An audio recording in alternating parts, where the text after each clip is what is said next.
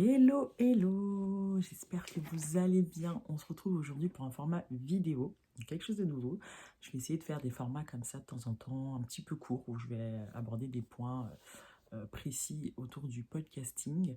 On va y aller comme ça, sans montage, peinture nature. Voilà, j'ai quelques notes pour pas oublier ce que je vais dire. Comme dans le podcast, j'ai l'habitude de scripter une partie de mes épisodes parce que j'ai tendance à aller très loin dans mes explications, de déborder. Là, je vais essayer de faire court et synthétique et voilà, quelque chose d'assez compréhensible pour que vous puissiez en retirer quand même quelque chose. Aujourd'hui, je voudrais aborder le thème de la régularité. Donc, c'est quelque chose qui revient souvent dans la création de contenu, que ce soit le podcast, Instagram, le blog, les newsletters. J'échange pas mal avec des amis entrepreneurs, certaines des abonnés et bien sûr avec mes coachés aussi, sur la question de la régularité dans le podcast. Alors, est-ce qu'il est possible de rester régulière sur le long terme? Qu'est-ce que j'entends par régulière? C'est par exemple se dire, ok, j'ai décidé de faire 2 épisodes de podcast par mois. Est-ce que par moment, je peux me permettre de faire une pause ou juste de louper un épisode voilà, pendant 1 ou 2 semaines sans que ce soit, sans que ça ait un impact, on va dire, négatif sur mon business? Alors, bien sûr que oui, surtout en cette période parce que voilà, on est quand même au milieu d'une pandémie, ça rentre quand même en compte. On a une vie aussi à côté, notre business ne tourne pas seulement autour de la création de contenu, on a des projets qu'on mène, on a des clients qu'on accompagne, on a l'administratif à faire. Alors je parle surtout des personnes qui sont solopreneurs, hein, comme moi, qui n'ont pas forcément d'équipe ou qui n'ont pas quelqu'un à qui déléguer. Moi aujourd'hui je suis toute seule dans mon business. J'ai ponctuellement des stagiaires qui peuvent m'accompagner sur la communication de mon activité. Je travaille aussi partiellement avec un ingénieur du son qui fait le montage de mes épisodes de podcast. Mais voilà, il y a des moments dans la vie où on peut tout simplement pas. Et aujourd'hui, c'est l'exemple parfait. Euh, Moi, je sais que sur mon podcast, typiquement, quand j'ai démarré, au tout début, quand j'ai lancé mon tout premier podcast, je faisais 2 épisodes par mois, pardon, pas par semaine, par mois. Parce que c'est un rythme que je sentais capable de tenir. Et c'est ce que j'encourage à faire à mes coachés, c'est de s'engager sur un rythme qu'on est capable de tenir, en tout cas au démarrage, et sur la durée. On ne part pas tout de suite sur un épisode par semaine, personne ne nous oblige à le faire. Il n'y a pas une règle absolue qui dit que si on veut que notre podcast ait du succès, il faut forcément faire un épisode par semaine. Moi, je connais de très bons podcasts qui fonctionnent à 2 épisodes par mois, et c'est très bien comme ça. On peut augmenter la cadence au fur et à mesure, bien sûr, si on est à l'aise, si on se sent capable de passer un épisode par semaine, on le fait. Sinon, 2 épisodes par mois, c'est très bien. Il y a des podcasts que j'écoute aussi qui ont commencé en faisant un épisode par mois. Alors, c'est pas beaucoup. Moi, c'est vrai que je recommande au minimum 2 épisodes par mois. Pourquoi? Pour avoir...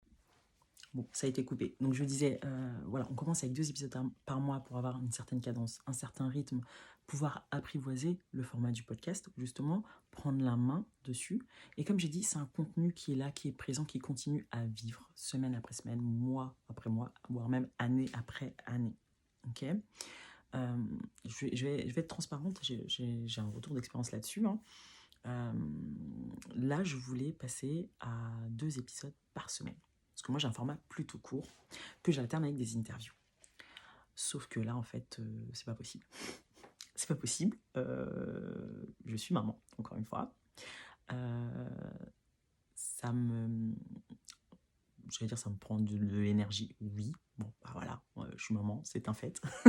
Mais surtout, je fais face à des périodes où c'est difficile de gérer parce que j'ai des... Vous le voyez en story, hein, je le partage souvent, j'ai des grèves de la crèche, des fermetures des écoles pour cas de Covid. J'ai eu dans ma famille des cas de Covid, donc mon mari et mon fils ont le Covid. Ce qui fait que mon business tourne au ralenti. Et donc je ne peux pas produire du contenu comme je veux, à la cadence que je veux. Et c'était difficile pour moi de l'accepter parce que en tant que déjà podcast coach, je vends le fait de tenir la régularité sur son podcast, voilà, d'être présente régulièrement auprès de son audience. Sauf que là, c'est un fait général, ça concerne tout le monde. Je ne suis pas la seule, en fait, à vivre ça, à vivre cette période un peu compliquée où on est en train de jongler entre nos différentes casquettes, entre nos différents impératifs et surtout avec les contraintes qu'on ne maîtrise pas, on n'a pas le contrôle dessus. Donc, qu'est-ce que je me suis dit? Je me suis dit, ok, je vais rester à un par semaine, voire même peut-être passer à 2 épisodes par mois. Aujourd'hui, j'ai à peu près 20 épisodes qui sont live sur mon podcast. Donc en soi, si aujourd'hui je passe à 2 épisodes par mois, c'est pas la mort, on est d'accord. C'est juste dans notre tête. On se dit, bon, il faut absolument que je crée du contenu parce que sinon après je suis plus visible, parce que sinon mon audience va m'oublier. Mais c'est faux. On est d'accord, vous n'allez pas m'oublier. Enfin, je l'espère. Donc le tout, c'est de communiquer à son audience. Voilà, tout simplement de dire, en ce moment, j'ai décidé de ralentir la cadence, je passe à 2 épisodes par mois et de continuer à faire la promotion de ces épisodes-là, des épisodes passés aussi, parce que, encore une fois, les gens ne voient pas tout le contenu que vous publiez. Donc de faire des rappels, de refaire des posts, de refaire peut-être des articles de newsletter, peut-être de faire des articles de newsletter, des articles de blog, des newsletters, de faire peut-être un top 3 de vos épisodes les plus écoutés. Comme ça permet aussi de maintenir le flow et de relancer la machine pendant votre absence, entre guillemets. Ce qui peut être bien aussi, c'est de fonctionner par saison. Il y en a qui font ça, de faire une saison de podcast, je dis n'importe quoi, une saison de 8 épisodes. Donc voilà, vous faites 8 épisodes d'un coup, soit vous les diffusez semaine par semaine, soit vous diffusez en une seule fois, ce qui vous permet de faire une pause entre chaque saison et de préparer à chaque fois les épisodes de la saison suivante. Ça vous permet de souffler aussi. Ça, c'est quelque chose que l'on peut faire. Donc, on ne se met pas de pression parce que je sais qu'il y en a qui se disent « Ok, moi j'ai envie de lancer un épisode de podcast, mais je ne me sens pas capable de faire un épisode par semaine ou 2 épisodes par mois, je ne suis pas sûre de pouvoir tenir sur le long terme, etc. » C'est ok. Le tout, c'est déjà on va dire de lancer la machine, de commencer et petit à petit de voir ce qu'on est capable de faire. Alors bien sûr, quand on dit qu'on part sur 2 épisodes par mois, on ne fait pas 2 épisodes le premier mois et on disparaît pendant 6 mois. On est d'accord. On fait quand même un minimum parce qu'on ne peut pas s'attendre à avoir des résultats si on ne met pas les actions derrière. Donc, on s'organise, on se dit, ok, 2 épisodes par mois. En gros, je peux me prendre une demi-journée. Je batch ce contenu-là et je suis tranquille pour le mois suivant. Voire même, j'en fais, 4 d'un coup et pendant 2 mois, je suis tranquille, j'y pense plus. Ok, donc voilà, je tenais vraiment à préciser ça, à partager ça, dire que c'est ok, que ce soit sur le podcast, sur Instagram aussi, je sais qu'on est nombreuses parfois à se mettre la pression, à se dire ok, il faut que je poste tant de stories par jour, il faut que je poste tant de publications par semaine. Si on arrive à faire 3 posts par semaine comme on s'est engagé à le faire, c'est très bien. S'il y a une semaine, on n'en fait que 2, voire même 1, c'est très bien aussi. Encore une fois, on vit tous cette période-là. On est tous dans le même bateau. Donc, soyons bienveillantes envers nous-mêmes. Moi, c'est ce que je fais avec mes coachés. La première chose, quand on part sur l'accompagnement, une fois qu'on a défini du coup le profil de l'auditeur idéal, c'est de choisir son format et son rythme de publication. Donc, la question que je leur pose, c'est ok, combien d'épisodes tu te sens capable de délivrer par semaine ou par mois ? Donc la plupart, j'en ai très peu, qui sont sur un épisode par semaine. Elles démarrent toutes avec 2 épisodes par mois. Peut-être une seule qui est sur 1, mais voilà, c'est un cas particulier, mais 2 épisodes par mois. Et à partir de là, on va commencer à réfléchir au contenu. Donc on va faire le calendrier éditorial en fonction de ce rythme-là. Ok, quelle typologie d'épisodes ? Si c'est des interviews, ok, on va commencer à contacter les invités, parce que ça prend du temps, mine de rien, les interviews, on est tributaire de nos invités, de leur disponibilité, donc il vaut mieux prendre de l'avance, voilà, histoire d'avoir le contenu quand il faut. Donc on réfléchit aux invités, au type d'épisodes, le contenu des épisodes, histoire d'avoir un nombre d'épisodes pour tenir au moins sur 6 mois. Donc on anticipe, c'est comme tout est question d'organisation, on anticipe. Ok ?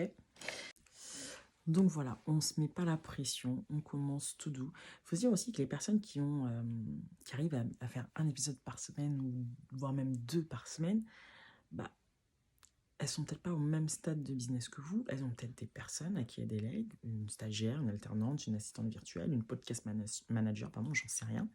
Donc, encore une fois, on ne se surcharge pas.